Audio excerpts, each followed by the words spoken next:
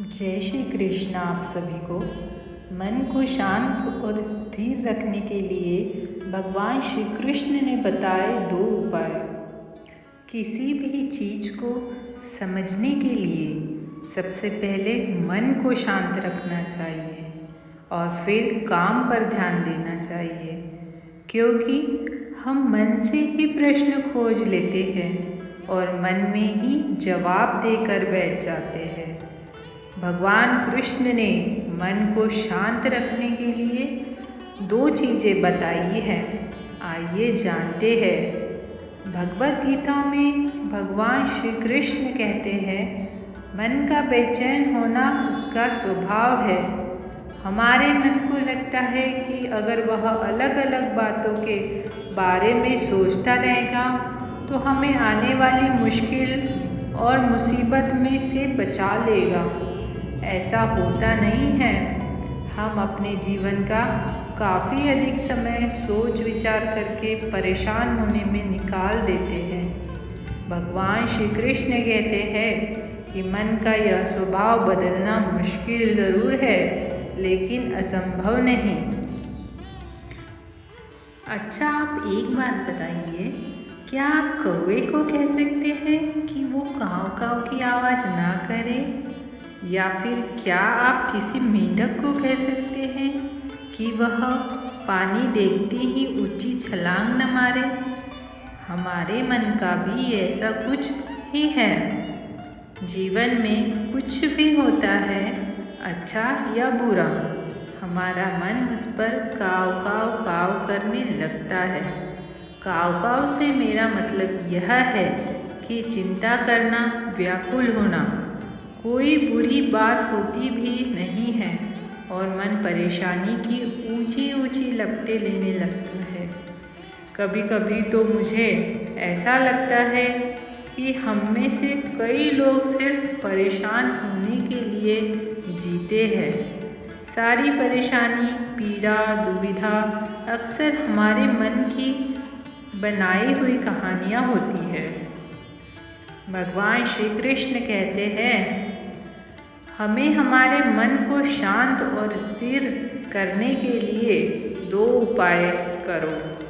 पहला, ध्यान लगाना या मेडिटेशन करना। दूसरा, वैराग्य भाव सीखना। अब ध्यान या मेडिटेशन शब्द सुनते ही आप में से कई लोग कहेंगे कि आप आँख बंद कर सांसें अंदर बाहर नहीं ले सकते। यहाँ हम सब गलती कर बैठते हैं। मेडिटेशन या ध्यान का मतलब सिर्फ आँख बंद कर बैठना नहीं होता। मेडिटेशन का मतलब होता है अपना पूरा ध्यान किसी चीज़ पर लगाना और उसे हटने नहीं देना। अगर आप रोटी बना रहे हैं तो सिर्फ उस बात पर ध्यान दीजिए। अगर आप कुछ देख रहे हैं तो उसी पर ध्यान दीजिए। यह मत सोचिए कि कुछ देखने से आप अपना कीमती वक्त बिता रहे हैं, बर्बाद कर रहे हैं। जब आप जीवन के हर छोटे बड़े काम को पूरे ध्यान से करते हैं तो आपका जीवन ही एक मेडिटेशन बन जाता है। ऐसे जीवन में शांति, स्थिरता, साहस और सफलता का होना अनिवार्य है। वैराग्य भाव दूसरा उपाय। वैराग्य का अर्थ यह है कि आप सब कुछ छोड़कर जंगल में जाकर बैठ जाएं। वैराग्य का सच्चा अर्थ है कि आप जो काम कर रहे हैं उसका क्या नतीजा या क्या निष्कर्ष निकलेगा, उसकी चिंता ना करें। जैसे अगर आपके कोई इंटरव्यू दिया, आप यह कर सकते हैं कि पूरे मन से तैयारी करें और अपना बेस्ट दें। वहाँ नौकरी मिलना या न मिलना आपके हाथ में नहीं है। इस नतीजे के पीछे अलग अलग चीज़ें हैं जो आपके बिल्कुल कंट्रोल में नहीं। तो जिस चीज़ के बारे में आप कुछ कर नहीं सकते, उसके बारे में चिंता भी ना करें। यही वैराग्य का सच्चा मतलब है। और यही है भगवान श्री कृष्ण का दूसरा उपाय, मन को चिंता की लपटों से बचाए। याद रखिए, आप पूरे के पूरे इंसान हैं, समझदारी, संयम और कुशलता से भरे इंसान। आपका मन जब भी कौवे की तरह अलग अलग बातों पर आपको परेशान करने लगे, तब अपने मन को ही प्यार से समझाएं और शांत कर लीजिए। बस अपने ऊपर विश्वास रखिए कि आप कभी अपना बुरा नहीं होने देंगे। अपने अनिवार्य कर्तव्य का पालन करें, क्योंकि क्रिया वास्तव में निष्क्रियता से बेहतर है। कल की फिक्र मत करो, जिस ईश्वर ने आज तक संभाला है वह आगे भी संभाल लेगा। श्री कृष्ण जी कहते हैं, कठिन समय में समझदार व्यक्ति रास्ते खोजते हैं और कायर व्यक्ति बहाने। श्री कृष्ण कहते हैं, अगर तुम्हें किसी ने दुख दिया है तो बुरा मत मानना, क्योंकि लोग उसी पेड़ पर पत्थर मारते हैं जिस पेड़ पर ज़्यादा मीठे फल होते हैं। अहंकार तब उत्पन्न होता है जब हम भूल जाते हैं कि प्रशंसा हमारी नहीं, हमारे गुणों की जा रही है। जो मन को नियंत्रित नहीं करते, मन उन्हें नियंत्रित कर देता है और उनके लिए वह शत्रु के समान कार्य करता है। पाप करने की सबसे बड़ी वजह मनुष्य की काम भावना है, अर्थात क्योंकि काम वासना से क्रोध उत्पन्न होता है और क्रोध से भ्रम पैदा होता है, जिससे सबसे पहले बुद्धि नष्ट हो जाती है और यही मनुष्य के विनाश का कारण बनती है। भगवान कृष्ण के अनुसार कर्म क्या है? श्री कृष्ण ने कर्म, अकर्म और विकर्म के बारे में बताया है। कर्म के बाद निष्काम कर्म करने के लिए प्रेरित किया, क्योंकि कर्म बंधनों का कारण होता है।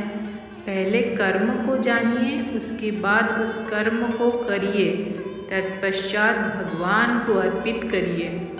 इतना सब करने के बाद संन्यास की आवश्यकता नहीं रहेगी। पाप फल कब मिलता है?